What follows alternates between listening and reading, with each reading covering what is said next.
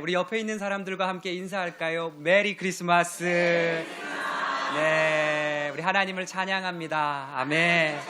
네, 우리 아기 예수님이 태어나신 너무나도 기쁜 성탄입니다. 그런데 오늘 여러분 뒤에 보시면 우리 아기 예수님 같이 귀여운 우리 5개월짜리 아기가 있습니다. 아기의 소리가 나도 너무 좋겠죠?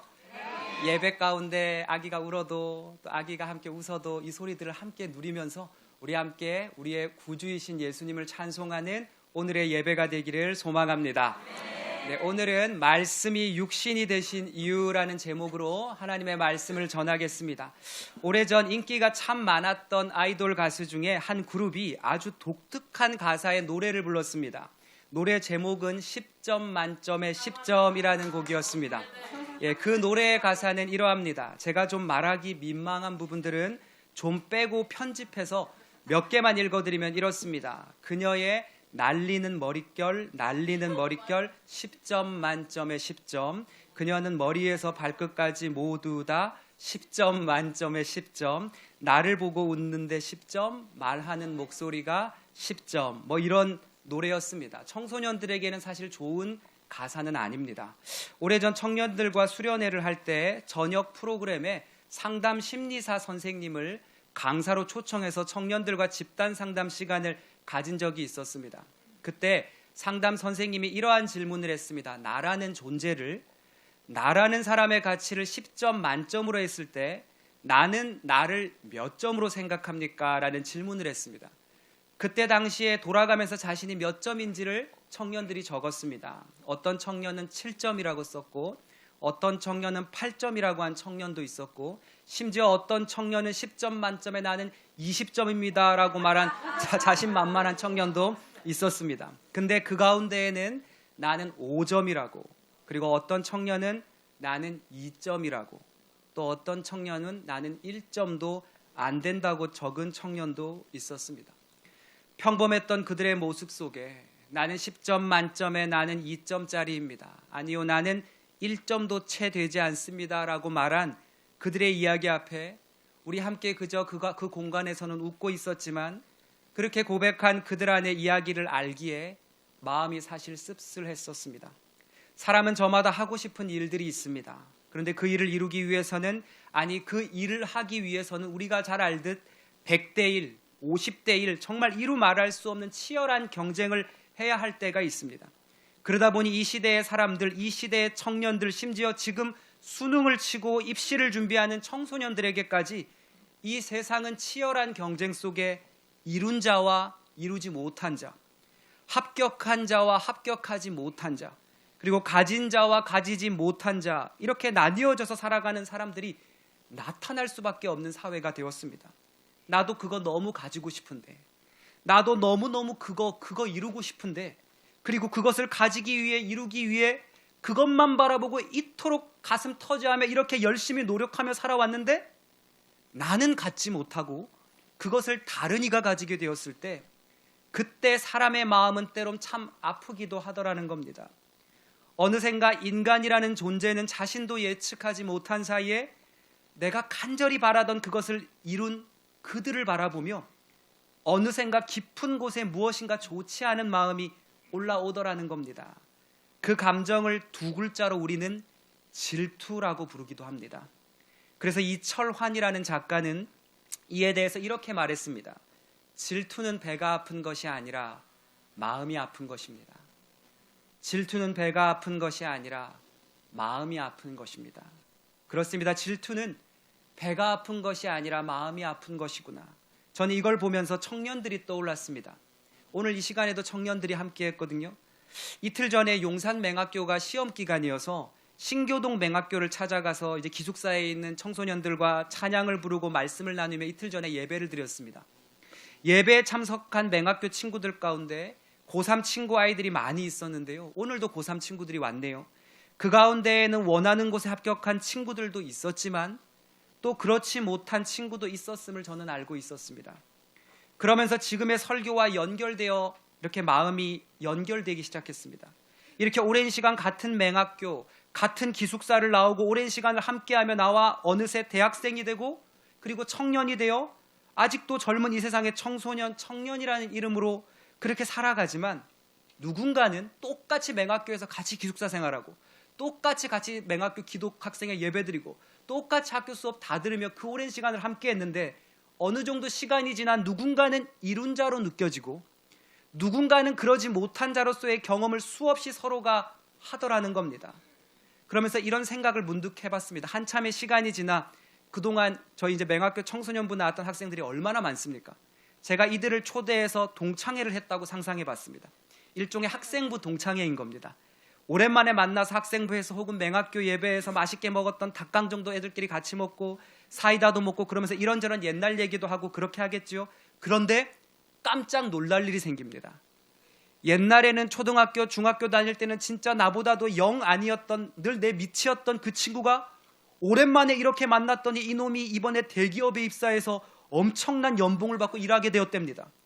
아무리 봐도 얘는 나한테 외모도 안 되고 키도 안 되고 절대 안 되는 친구인데 자기가 봐도 자기가 훨씬 예쁜데 근데 이 친구가 이번에 완전 멋지고 좋은 집안을 가진 사람이랑 결혼까지 한답니다. 그 소리를 듣는 그 친구는 무슨 감정을 느낄까요? 완전 기쁠까요? 아니면 미묘한 감정이 왔다 갔다 할까요? 그렇습니다. 전문가들은 그 순간 미묘한 감정이 왔다 갔다 한다고 말합니다. 와, 나랑 같이 학교에서 기숙사에서 같이 자란 저 친구도 저렇게 이룬 걸 보니까 나도 이제 그렇게 될 거다. 나도 그렇게 잘 될 거다. 그런 희망이, 소망이, 위로가 힘이 되는 게 아니라 그 정반대의 감정이 자신에게 올라오더라는 겁니다. 그렇다면 누가 나에게 위로가 되고 힘이 되고 용기가 될까요? 막 잘된 그런 친구들이 아니라 자신과 비슷한 친구들을 만날 때랍니다. 지금도 자신처럼 열심히 취업 준비하고 지금도 미래 걱정하고 그렇게 나랑 비슷하게 살아가는 그 친구들과의 만남 속에 대화 속에 그래 나 혼자만 이 치열한 인생 걸어가는 거 아니구나. 나 혼자만 이렇게 치열하게 사는 거 아니구나. 그렇게 공감을, 그렇게 안정을, 그렇게 위안을 가지게 되더라는 겁니다. 저도 서울 장애인 부모연대 마포지에 거기 회원으로 들어가 있는데요. 거기는 대부분의 회원이 발달장애인 자녀를 둔 어머님들입니다. 왜 발달장애를 가진 자녀를 둔 어머님들이 함께 모였을까요? 어느새 내 자녀가 14살 되고 17살 되어 중학생 되고 고등학생 되면 저기 교복 입은 청소년들처럼 이 정도 자라나서 학교 가고 공부하고 학원 가고 또래들과 똑같이 놀아야 되는데 그러지 못한 자신의 자녀와 또래의 다른 청소년들을 보며 그것을 공감할 수 있는, 그것을 나눌 수 있는 같은 장애를 가진 어머니들과의 만남을 통해서 그들이 위로를 받고 용기를 받고 그리고 공감을 얻기 때문에 그렇게 함께 모이더라는 겁니다. 그렇습니다. 사람은요, 비슷한 경험을 갖고 사는 사람을 보며 저 사람도 저리 아프겠지 하며 공감하고 비슷한 처지에 사는 사람을 만나며 나만 이렇게 홀로 걷는 것 아니구나라는 안정감 같은 것을 느낀답니다. 나만 이 아픈 길 걸어가는 거 아니구나. 저 사람도 함께 이 길 걸어가고 있구나. 그런데 더 나아가서 사람이 더 위로가, 더 용기가 될 때가 여러분 언제인지 아십니까? 나와 비슷한 처지의 친구를 만나거나 나와 비슷한 처지의 학부모를 만날 때가 아니라 그보다 조금 더 힘든 친구들, 조금 더 어려운 처지를 상황을 지나는 이들을 보면 이상하게 좀 더 힘이 되고 위로가 되더랍니다. 저분에 비하면, 저 사람에 비하면 내가 조금은 낫지, 내가 감사하지 하면서 위로를, 위안을, 용기를 가지더라는 겁니다. 참 이상하지요?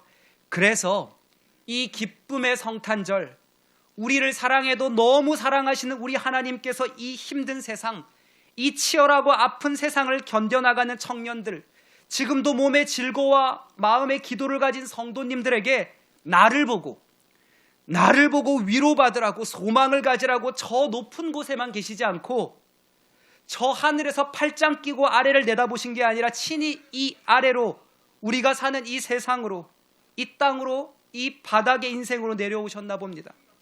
그날이 바로 오늘 우리가 성탄절을 기념하며 예배드리는 바로 그 사랑의 성탄인 겁니다. 그래서 오늘의 본문 말씀이 육신이 되어 우리 가운데 거하신다는 말의 뜻은 말씀이신 하나님이 사람이라는 가장 바닥의 인생으로 내려와 우리를 위로하셨더라는 겁니다. 우리가 보기만 해도 이 위로가 되는 참 불쌍한 인생이 신이 되셨다는 겁니다.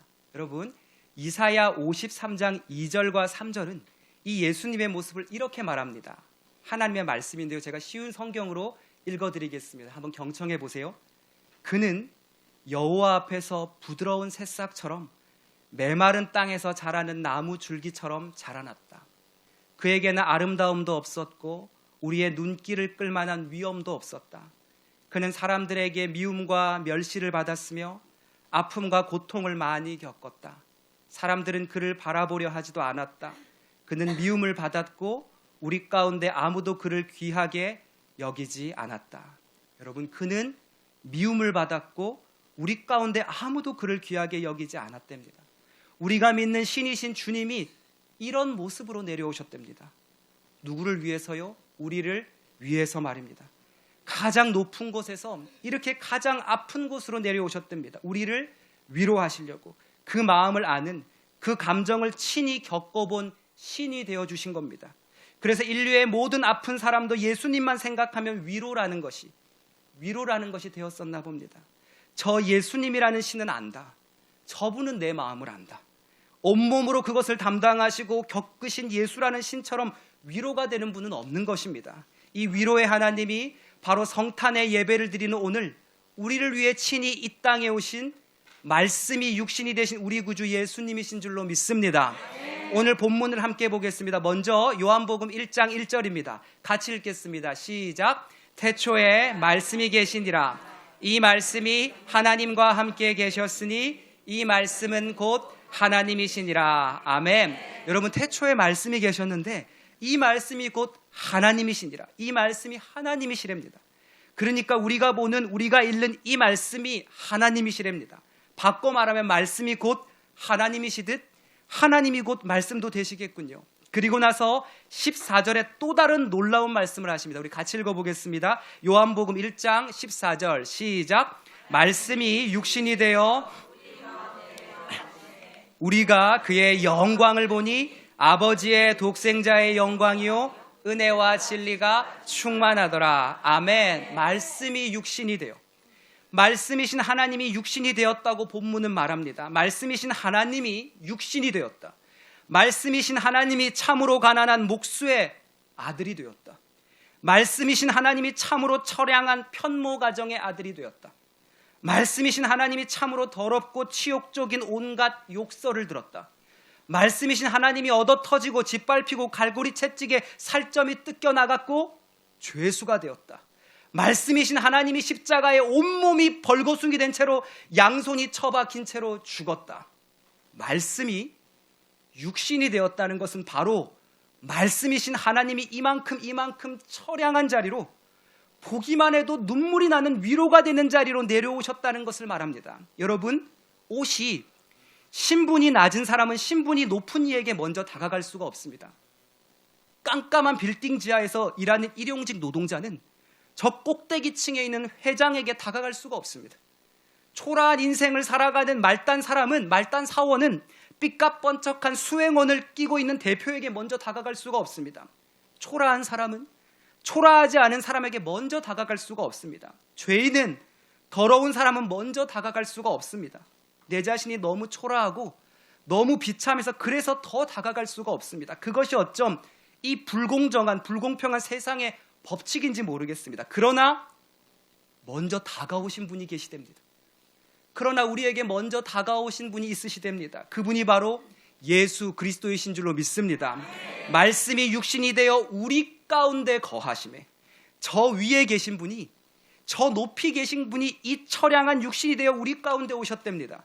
도저히 죄가 많아서, 도저히 더러워서, 도저히 내 자신이 초라해서 나오지 못하는 우리들을 위해 나는 도저히 갈 수 없는데 그분께서 오히려 우리보다 더 초라한 모습으로, 더 연약하고 처량한 모습으로, 우리보다 더 비참하고 더 낮은 육신으로 10점 만점에 나는 1점짜리라고 고백했던 그 청년들에게, 그 인생들에게 10점 만점에 나는 0점밖에 되지 않는 그 더 초라한 모습으로 살아가는 이들에게, 아픈 인생 살아가는 이들아, 눈물 어린 인생길을 살아가는 나의 자녀들아, 나를 보고 위로받으라고, 날 보면서 너희가 힘을 내라고 10점 만점에 1점밖에 되지 않은 인생을 살아가는 이들에게 더 초라한 0점짜리 모습으로 오셔서 나를 보고 위로받으라고 말씀이 육신이 되어 우리에게 오신 분이 예수 그리스도이신 줄로 믿습니다.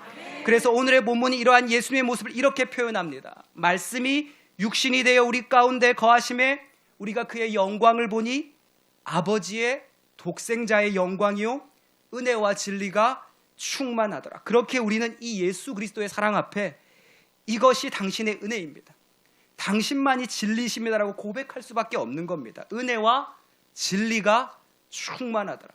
그래서 우리는 이 하나님을 가리켜 따라해 볼까요? 사랑의 하나님, 위로의 하나님이십니다. 그렇습니다. 말씀이 육신이 되신 그 예수님만이 우리의 사랑의 하나님이시며 우리의 아픔의 눈물을 닦아주실 수 있는 위로의 하나님이신 줄로 믿습니다. 여러분, 사랑이 무엇인지 아십니까? 제가 상담대학원에서 상담학을 공부할 때 저를 슈퍼비전해 주셨던 슈퍼바이저 교수님이 우리에게 진정한 상담자로서의 자세를 설명해 주시면서 진정한 상담이란 내담자가, 즉 이 내담자가 처한 같은 자리에서 상담하는 것이 진짜 상담이라고 배웠습니다. 즉 내담자가 이 지하에 있으면 상담을 받는 사람을 내담자라 하는데요, 이 내담자가 지하에 있으면 위에서 아래로 깔아보며 상담하는 것이 아니라 내담자와 같이 지하로 내려오라는 겁니다. 그리고 그와 같은 아픔의 자리에서 힘들었을 그의 마음을 만져주고 위로해주고 손잡아주는 것이 진정한 상담이라는 것입니다. 그렇습니다. 진정한 상담이란, 아니 진정한 사랑이란 위에서 아래를 내려다보는 것이 사랑이 아니라, 위에서 뭔가 다 아는 것처럼 그렇게 깔보는 것이 사랑이 아니라 같은 눈높이에서 같이 지하로 내려오는 것이, 그리고 그 눈높이를 맞춰주는 것이 사랑이랍니다. 그의 아픔의 위치에서 같이 내려와 울 수밖에 없었던, 그래 쓰러질 수밖에 없었던, 그래 넘어질 수밖에 없었던 그의 아픔의 자리에서 안아주고 손잡고 받아들여주는 것, 그것이 진정한 예수 그리스도의 사랑인 줄로 믿습니다. 위에서 높은 위치에서 참 불쌍하네, 왜 저래 사노, 그게 아니라, 그렇게 쳐다보는 것이 아니라 그와 같은 눈높이에서 손을 잡아주는 것이죠. 어쩌면 여러분, 정치가 가슴이 아픈 것은 정치를 하는 분들이 위에서 아래로 보기 때문입니다. 그것은 사랑이 아닙니다. 죄송하지만 이 땅의 교회도 예외일 수 없습니다. 위에서 아래로 내려다보며 불쌍하다 말하는 건 진정한 사랑이 아닙니다. 그래서 예수가 친히 저 위에서 이 아픔의 아래로 내려오신 겁니다. 우리와 같은 자리에서, 아니 더 정확히 말하면 우리보다 더 낮은 자리에서 우리의 위로자가 되어주셨습니다. 그래서 우리는 그 하나님을 가리켜 위로의 하나님이라고 고백하는 겁니다. 그것이 바로 말씀이 육신이 되신 이유, 말씀이 육신 되신 절절한 그분의 사랑이었습니다. 일전에 어떤 집사님이 저에게 이런 말씀을 하셨습니다. 사람은 입을 닫게 하지만 사랑은 입을 열게 한다. 사람은, 람입니다. 람, 미음. 사람은 입을 닫게 하지만 사랑은, 이응입니다. 사랑은 입을 열게 한다. 그래서 다친 사람을, 다친 마음을 가진 사람을 열게 하는 것은 사랑이다. 마음이 다친 사람, 가슴이 다친 사람, 상처로 다친 사람을 열게 하는 것은 오직 예수 그리스도의 사랑밖에 없는 줄로 믿습니다. 그래서 진정한 사랑이란 내가 잘 되면 찾아가야지 하고 떠오르는 사람이 아니라 아플 때도, 힘들 때도, 슬플 때도 내 자신이 너무 초라할 때 그때도 그를 생각하면, 그 사람 생각하면 그는 나를 받아줄 거야. 그렇게 위로가 되는 사람이 우리가 되기를 소망합니다. 저도 얼마나 많은 제자들이 있겠습니까? 잘 돼서 전화 오는 전화 많습니다. 잘 돼서 전화 받으면 참 좋지요. 저도 기쁘죠. 아이고 잘 됐다. 근데 때때로 졸업한 제자들 가운데, 목사님 저 너무 힘들어요, 저 너무 죽고 싶어요. 어떤 친구는 술에 취해서 전화가 왔어요. 그러면 참 고맙더라고요. 힘들 때 제가 떠올랐다는 거니까, 아플 때 양 목사님이 떠올랐다는 거니까. 저는 우리가 잘 돼서 떠오르는 사람이 아니라 아플 때, 고통스러울 때 예수 그리스도를 떠올리면 위로가 되듯, 우리의 애능의 성도 한 명 한 명이 아프고 힘들 때 떠올리면 위로가 되는 그 예수의 사랑을 전할 수 있는 공동체가 되기를 소망합니다. 그래서 무엇인가 잘 돼서 이루어서 떠오르는 사람이어도 좋겠지만 잘못했을 때도 힘들 때에도 내 자신이 10점 만점에 1점짜리 인생이라 할지라도 위로가 되는 그런 사람이 우리가 되었으면 좋겠습니다. 저도 청년들에게 그리고 여러분 사랑하는 우리 성도님들에게 그런 위로가 되는 만분의 1이라도 그런 존재가 되고 싶습니다. 예수가 그렇게 사랑하심으로 위로자 되셨던 것처럼 우리는 그 위로자이신 예수님을 따라가는 그리스도인이기 때문입니다. 끝으로 이 이야기를 하고 마치고 싶습니다. 성 어거스틴이라는 신학자가 있는데요, 그가 이렇게 말했습니다. 제가 이분의 이 말을 너무 좋아해서 이전에 설교 때도 제가 18번으로 인용해 드리는 말입니다. 예수님은 이 세상에 구원받을 사람이 나 하나밖에 없었더라도 나를 위해 십자가를 지러 오셨을 것이다. 예수님은 이 세상에 구원받을 사람이 나 하나밖에 없었더라도 나를 위해 십자가를 지러 오셨을 것이다. 세상에서는 내가 10점 만점에 1점밖에 되지 않는 있으나 마나한 가히 귀 여김조차 받지 못할 그런 인생이라 할지라도 예수님의 시각에서는 이 세상에 구원받을 사람이 나 같은 놈 하나밖에 없다고 할지라도 나를 위해 이 세상에 내려와 십자가에서 그리 처참히 죽으셨을 것이랍니다. 저는 이것을 보며 아무 득도 아무 이득도 없는 1점짜리 빵점짜리 발달장애인 자녀를 위해 그럼에도 십자가를 지고 살아가는 이 땅의 부모님들을 떠올리게 되었습니다. 바로 오늘 이 땅에 성탄으로 오신 그 예수님께서 바로 그 마음으로 우리들을 사랑하셔서 이 땅 가운데 오셨음을 잊지 마시길 바랍니다.